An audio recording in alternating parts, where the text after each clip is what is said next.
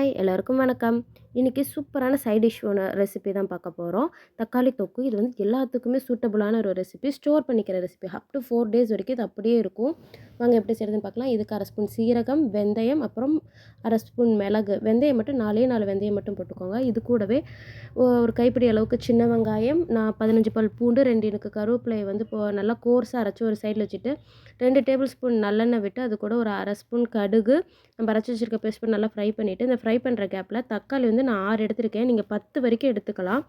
நல்லா அரைச்சி அதையும் இதோட சேர்த்துட்டு மிளகாய்த்தூள், அப்புறம் மஞ்சள்தூள், காரத்துக்கு ஏற்ற மாதிரி மிளகாய்த்தூள் 1 ஸ்பூன் நான் போட்டிருக்கேன். 1/4 டீஸ்பூன் மஞ்சள் தூள், அப்புறம் உப்பு சேர்த்து நல்லா மிக்ஸ் பண்ணிவிட்டு ஒரு தட்டம் போட்டு மூடி ஹை ஃப்ளேமில் வச்சுருங்க. இல்லைன்னா தக்காளி வந்து ஊற்றினதுக்கப்புறம் வெடிக்க ஆரம்பிக்கும்.